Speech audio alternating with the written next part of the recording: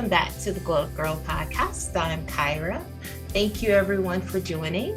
And now I am so pleased to have Melissa join me. So welcome, Melissa, to the Gyrl podcast. Thank you. I am so excited to talk to you. Yes. Well, let's go ahead and kick off. Why don't you tell everyone out there listening or watching about yourself and what you do? Yeah. So I am a life coach that helps people who have left high demand religion or high demand life so that they can break free from what other people expect and create confident lives of purpose. I love working with women specifically because I feel like we are under such pressure to live up to what other people expect. And yeah, that's kind of where my passion is. Yeah. I obviously help all different kinds of people, but helping women break free from expectations is where it's at for me.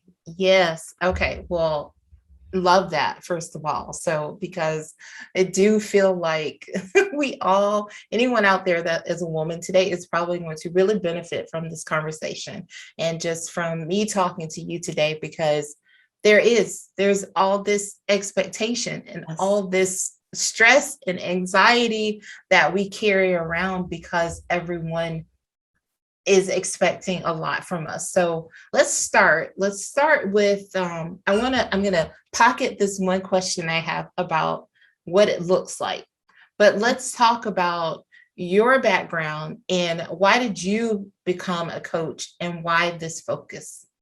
Yeah. So I grew up in a cult. I lived on a 40-acre farm, kind of set away from everyone else. I refer to it as the compound. And it didn't have like gates or anything, but it was very secluded and I didn't leave it very often. My dad was in charge of the church. So I was held to very high standards within the group. It was a fundamentalist Baptist group. So the concept that I grew up under was that God had given men the wisdom and that we were supposed to listen to them and they were there to protect us, which is just a form of control. It's, when someone's saying they're like doing this to protect you, to me, it's just a form of control. So yeah, I grew up in a environment where I didn't have a voice. I was, punished if I spoke out or spoke up. We weren't allowed to watch movies or listen to the radio or read books that were printed outside of our religious group. I was homeschooled because public school was the devil's playground. That's what it was called. So very secluded, very isolated from the outside world. It's just really a breeding ground for physical and sexual and emotional abuse, specifically for women and children who were just taught to be quiet and follow. So that's where I spent the first 30 years of my life. It was everything. It was my community. It was my family. It was my friends. I went to school within that. When I went to college, it was within that same religion. It was everything I'd known. And I was very unhappy, but I thought that was wrong. I thought something was wrong with me. And so I would try so hard to be better. And then I couldn't keep up with all the rules. There were so many rules. And so I felt like something was wrong with me. And so I was very ashamed. And so then I got really good at keeping masks. Like I would just keep my mask on so nobody knew me. I mean, I was married for 10 years to my husband in this group, and we didn't even know each other that well because we were trying to, keep our mask up so nobody knew that we weren't keeping all the rules. Right. And when, I was 28 or 29. We had to wear very the clothes we wore covered us a lot. They had to be what they called modest, covered our, almost up to our neck and our arms so I made a lot of clothes for my kids because it's hard to find these types of clothes in the store. So I found this woman online who was selling patterns, cute little patterns, and I bought some. And then I found out she had a Facebook group for women who just needed connection and community. And that was not really okay within our group. Finding friends outside was very dangerous. It was the slippery slope, it was not okay. So I kind of joined privately. I didn't really tell anybody. Met a woman within this group that I was just so drawn to. She said whatever she wanted. She did whatever she wanted. She was really kind, but she wasn't nice, if that makes sense. Like, she wouldn't say something just to be nice, but she was incredibly kind. She was like covered in tattoos, and just such a cool person. And I was like, I'm pretty sure she's going to hell, but I want to be just like her. So I became friends with her. She is actually the person who helped us get out. She kind of had an understanding of people in my group. She had experience with people. And so it took about 2 years. She just would challenge me and really taught me that I could think for myself. And I would say like, oh, I can't do that. And she would say, well, let's talk about that. Why can't you? Why do you feel like that? And I started to really understand how toxic the situation I was in. Took me a while to get out because it was everything I knew. But yeah, it took me about 2 years to start really speaking up and speaking out and saying, hey, like, why do you get to tell me what to do?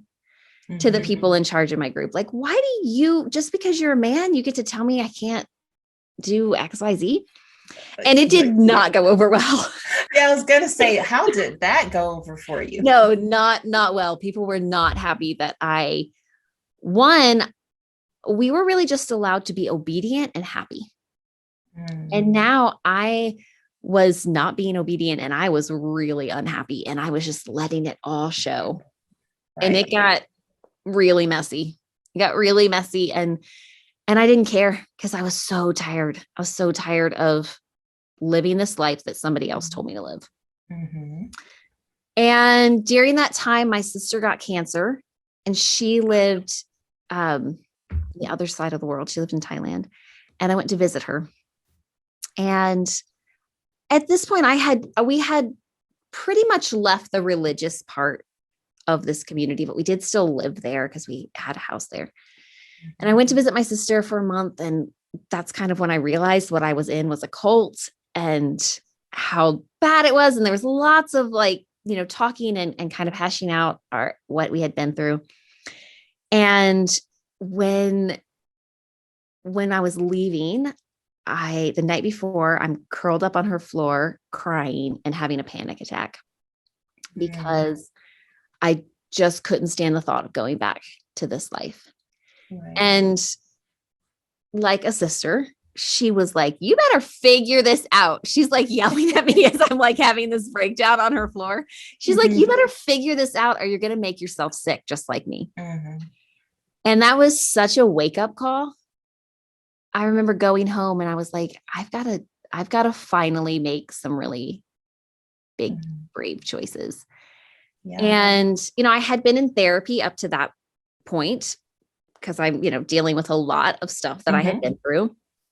And I really loved how much it had helped me. I loved, in our group, therapy was demonized. It was for people who were really broken, really messed up. I just needed to pray and then all my problems would go away. So when I actually went to therapy, I was like, oh my goodness, this is amazing. It just gives you tools to deal with your exactly. Your trauma. Yeah. And so I was like, I think maybe I want to do this. Maybe I want to be a therapist. So I started looking in, I visited a few universities and their programs. and something just didn't feel right for me. Mm-hmm. And it was pretty cool because I was finally listening to my body and to my Uh-huh. intuition. And I had been told that was evil, really. Like a woman's intuition was not to be trusted. She was too emotional and all that junk. And so this was the first time I remember being like, okay, that's not for me. My body is telling me no, and I don't even know why, but that's okay. Right. And then I just decided, like, I was leaving within 2 weeks. We moved across the country, sold everything we owned, moved across the country, started over. And within that time, I discovered life coaching. And so therapy, the way that I explain it, therapy helps you with the trauma and your past. I mean, it helps you with a lot, but this is kind of like a very simple explanation. Mm-hmm. Yeah. And coaching helps you create this action plan forward. Mm-hmm. And that is what I loved. I loved knowing that if I can do it, if I can leave a cult that I was raised in for 30 years, married, had kids in, completely restart my life, find something that filled me with purpose. If I can do that, like anybody can do that.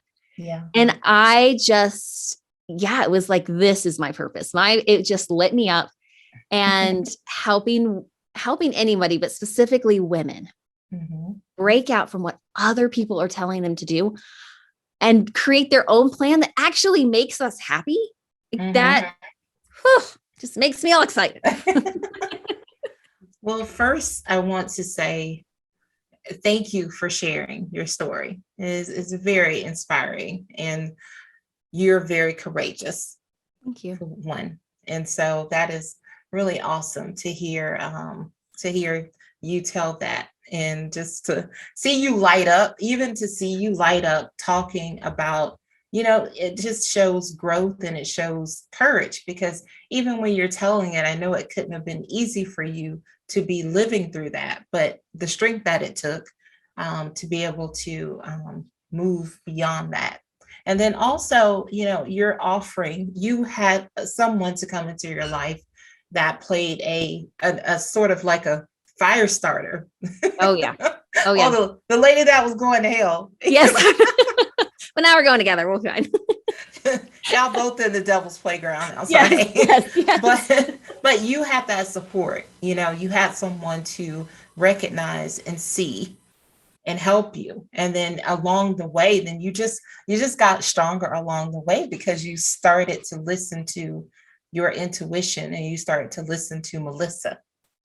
Yeah. And it definitely started with me having to borrow other people's courage, because I had only known fear and doubt. I had always doubted myself, because I didn't fit into this group. I didn't want to live this way. So that must mean something's wrong with me. Right. And, so much fear and manipulation. And when it was time to leave, it was so scary. It was so scary, because there was nothing on the other side. There were no friends on the other side. There was no, safe place to land on the other side. It was so scary. And so what I started to do was look at other people who had done scary things and who had done brave things. And, women who had left abusive relationships and were thriving. And I was like, if she can do it, I can do it. Exactly. And it was like, I would read stuff on the internet. I would look up people's stories. I would read, I would listen to podcasts about other women who had done it, because I didn't quite believe in myself. I was so afraid. But all of these little steps, like even just speaking up within my group, saying, I don't agree with this, was a big deal. And I was like, okay, I survived. I did not die. Let's do this next thing. And I slowly had to borrow less courage, because like you said, I realized I'm doing this. I'm doing this. Yeah. I am strong enough. And I'm definitely still afraid. I mean, launching a business is really scary, putting yourself out there, sharing my story. I definitely get feedback from people within highly religious spaces, pushback for what I'm saying and what I'm doing. So there is still a lot of fear, Mhm. but I'm like, I got this. I Yeah. got this. I can do this. I have survived so far. I can keep going.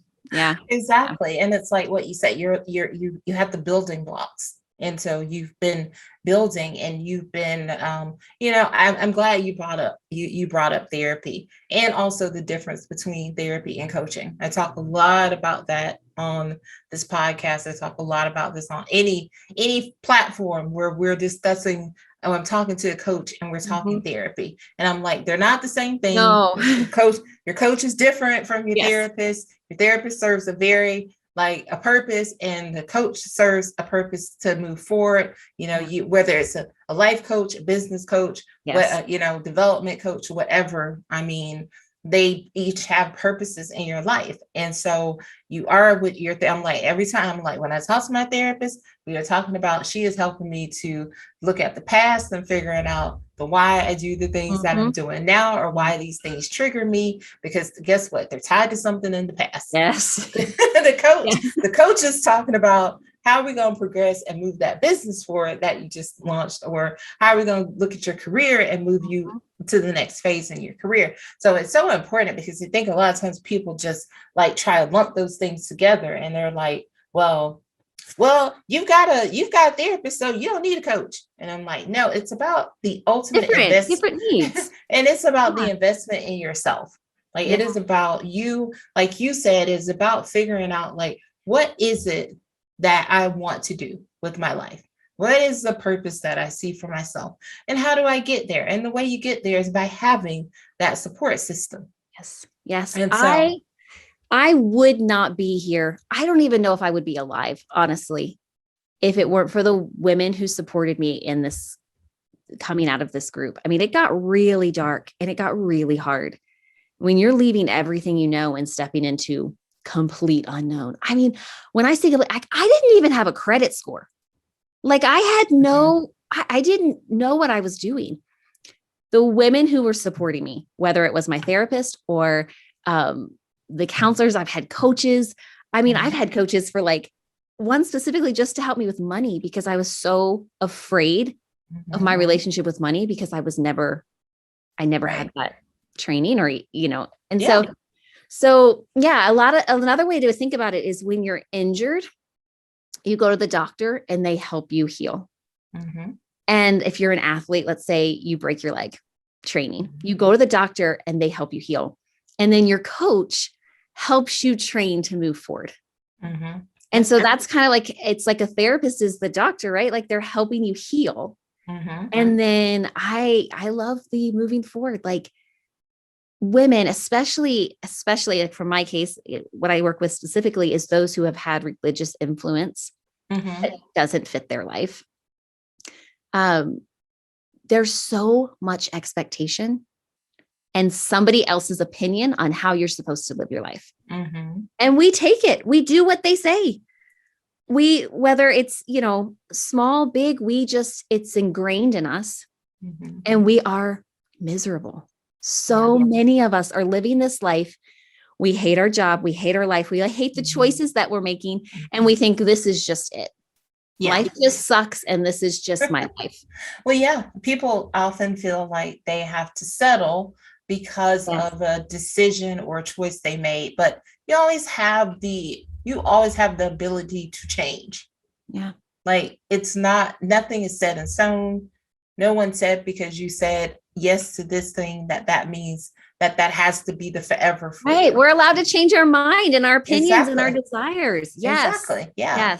And I could imagine, in a religious forum that, of course, I mean, you're brought up to believe certain things, or you were raised a certain way. And I mean, I'm from the South. So, and grew up, I'm from the South and grew up, like in a Baptist church. And, obviously, I mean, what I'm thankful for is that my parents, gave us the freedom to make decisions about things that we wanted to do. Like I saw friends and I saw family who's like, no, you must sing in the choir. You must sing in the choir. You must go to Bible study like every Sunday. You must have an Easter speech. You must have Easter. And my parents were just very much like, you don't have to, do you guys want to do that? Yeah. If you don't feel comfortable, and I know this is like looking at it on a very small scale, right? Obviously it is deeper, but I'm just saying, it's like those expectations of like how you should live. Like, well, you are a Southern Baptist, so you must do these things. And I can't. I'm not trying to convince anybody to leave a religion or change their religion. Some people, they love it and it supports them, and and their faith is beautiful to them. And I wholeheartedly support that. But what I want is for people to find what works for them. Not because somebody else told them that they should do it this way, but because that feels good to them and it feels right to them. And so many of us think that we don't have that right. And especially as women, we are told to like be smaller, be quieter, and be grateful. Be grateful for what you have and don't want more. Because if you want more, you're greedy. And I was like, no, because I want so much more, and that's okay. That is okay. And so what I try to do is just lend a little bit of my courage to the women I'm working with while they are figuring out what they want. And then being like, hey, if I can do this, I know you can. And then I just support them as they figure out what works for them, whether it's they trying to figure out what their purpose is, or they're trying to figure out how faith works for them, or to change their life in some way. I work with women who are like, I just want to show up as myself and be confident that that's who I am and not morph. Exactly. And because I think we're really great chameleons where we can walk into a room and we're like, what do you need from me? Okay, I'll be that thing. Yeah. And people, that happens. No, I was gonna say, I agree. That happens a lot of time, all the time. And I from a personal perspective, I would say, like in the past, I would just sort of like take on, I just go into the room, fit in, and do what needed to be done.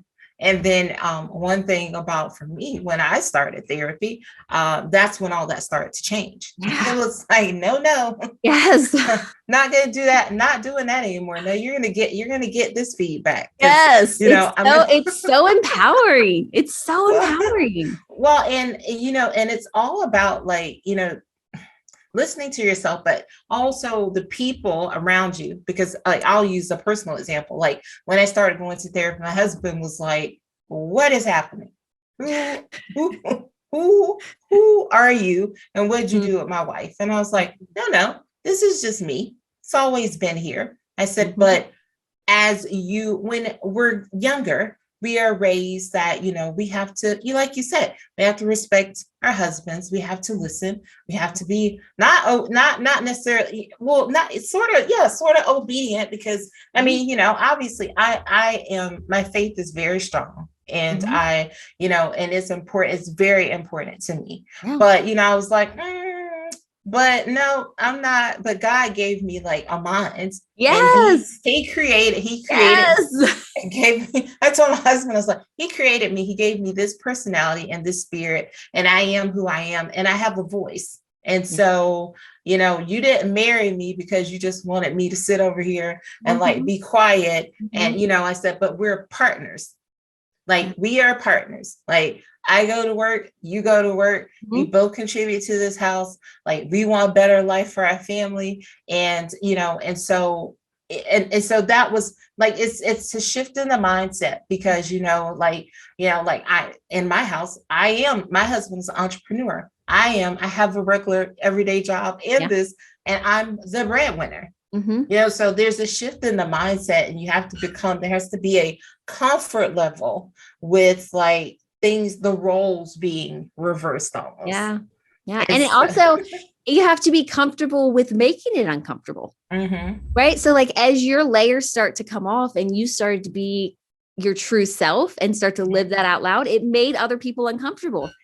And Yeah. so you have to be like, you know what? That's your issue. Yeah. I'm going to take care of myself. And which was hard for me. It was hard for me to not take care of other people's feelings and realize like I can be myself. And if you don't like that, exactly. I'm not even sorry, because this is who I am. Yep. Sorry, not sorry. Yeah, exactly. Exactly. And I will say, my husband and I were still together, which is honestly, I feel like it's a miracle, because we got married in such a toxic and twisted place.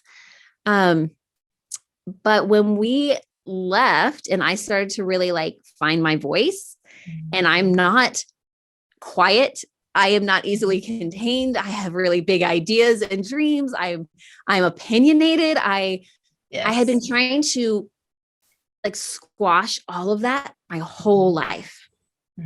And when we were coming out of this group, I was like, it was just coming out and it was messy. It was like a volcano exploding. And like, I mean, I didn't know how to do it in a graceful manner. It was, people were getting burned by the lava. You were like, you don't get all of this. And so it was messy as I figured out how I was going to be and how I interacted with other people. And it took a minute for my husband and I to figure out our partnership. And like you were saying, like we moved from this mindset of he's in charge to, no, we're partners. And if we can't be partners, then this can't work. Exactly. And it took us a few years, but it's so good. It's so good on the other side. Like when I was talking about like not knowing what was on the other side and how scary that was. It's so good. The freedom to be fully myself and to make my choices and to decide what my faith is going to look like. And it's so amazing. It's just like, I can breathe.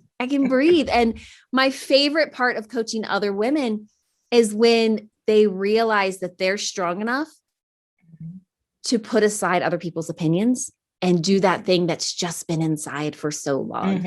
And that they're worthy of the time and the money and the space that it takes. And they just kind of like, they just explode with energy and creativity. And I love it. I love it. You see them like blossoming before your eyes, because it's like you said, that other side is awesome. I mean, because even in the scenario with me and my husband, like when you get to that place of like that partnership, then there's the respect. There's respect. There's respect. There's admiration. I mean, because like my husband always says, he's like, look, I respect you like more than anybody else. Where he's like just looking at your discipline and your dedication to what you believe in. And he's like, and I can't say that I could do what you do every day. And I was like, you know what? That's all I want to hear. Yeah. I think the more you embrace who you are, the more you can embrace who the people around you are. Yes. Like when I stopped living for other people and their opinions. And when I say that, I don't mean that I have arrived anywhere. Okay. I am still a work in progress. We're still growing every day. I can just stop the cycle quicker. I can see it. Yeah. Sooner. But when I stopped doing that habitually and gave myself the permission to be fully myself, I didn't need to control other people. Like I didn't need to control who my husband was. He could be fully himself because I'm over here being fully myself. And I don't care about how you live your life. If you're happy, then I'm happy for you, even if I don't agree with you. Exactly. Yeah. It's just like, oh my God. Isn't that like the thing? Because you said something, it's like, because when you're in that place of trying to almost like you're living, well, when you're valuing other people's opinions and you're putting that like, no, it should be like this. This is how like life should be. This is how your marriage should be. This is how all these things should be. And you're putting so much pressure on like your partner, your spouse, because you're like, oh, well, because we have to be this way. And, and once you fully are living in your true self and who you are, then you don't really care. You Yeah. don't care. Yeah. You don't care. You're like, oh, I don't care. I mean, do you? Like, be who you are. Like I always say to my husband, I'm like, I mean, I don't care. Like, do what you want to do. I mean, like, you know what I mean? It's like, I'm going to do what I want. So you do what you want. It's like ultimately, like, we just want to be like, I want you to be happy. I want to be happy. Like, we want to be happy together. And like, if you don't want to, like many, many years when we first got married, like, he's like, well, I just don't like working for, like, I don't like corporate America. Like, I just don't like it. And I said, then fine, you go and do your own thing. I've got a job. I can hold down, the fort. I've been blessed to be in a good position. So fine, do you? Because I saw, like that didn't make him happy. Like he was very unhappy every day. He would come home and just be like a different person. And I was like, nope, I'd rather go ahead and draining. I'd rather help you live in your purpose than to have you coming in here like this every day. Yeah. Yeah. And it's so awesome to be able to recognize and help facilitate that for other people. When you understand how happy you are when you're living your purpose or when you're doing things that make you happy. And so you lose that need to make other people, make live up to their opinions. Exactly. So so let's talk about how you work with women. What are the programs, and for anyone that might be listening or watching, how do you work with women? Yeah. So I have a program called the Unapologetic Life, and it's 90 days to figuring out what you want in your life, how to let go of expectations, and really love waking up to the life you're in. I spent so much of my life, I would stay up as late as possible because I hated the thought of having to wake up again the next day in that life. And so what shocked me was when I came out of this group, I thought, I'm the only person who feels this way.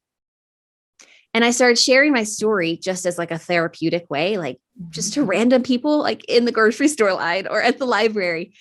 And I would say I felt like I had to live up to other people's expectations and I couldn't be myself. And I kept hearing back, oh my goodness, me too. I feel that same way. I hate my job, but I can't leave because I don't, that's what's expected of me. Or I want to parent differently, but all the moms around me do it this way. Or I don't know what my parents would think of me if I did. And so I work with, it's 90 days. I meet with them every other week and we just work through like the blocks and the fear, and we figure out what they actually want, because everybody wants something different out of life. Your priorities are so much different than mine. And neither of them are right. They're just right for us. And so I help women figure out what their priorities are. Some women, when they come in, they're like, I have no idea. I don't know how to be myself. I don't know what I want. And I'm like, that's cool. That's fine. Let's start with where you are right now. We work through shame, which women hold a lot of shame. We work through the guilt of saying no to people. We work through the guilt of taking time away from our partners or our kids. There's the fear. We're so afraid often that we're going to be ostracized or kicked out of our groups or judged. So we work through all of this. And by the end, there's definitely this transformation where women are confident in themselves. They believe that they're worthy. They know what their next steps are. They are like, have gotten to a place where they're like, it may be hard not to do what people expect of me, but I know I'm going to feel so much better honoring who I am and who I've been created as. So, it's almost like this self-discovery, right? They're discovering who they are, who they were meant to be. And walking into that purpose. So that is awesome. I love that. So how can people find you or connect to you? Yeah. So I am Melissa Lyon West, and Lyon is Lyon. On Instagram, that's my website as well. I also have a private group for people who have left high demand religion, or who are they're in a religion, but they're wanting to have a faith that's their own. And so it's a safe place where people can figure out what works for them with people who understand. There's no judgment. There's no shame. We celebrate differences rather than trying to get people to believe like we do.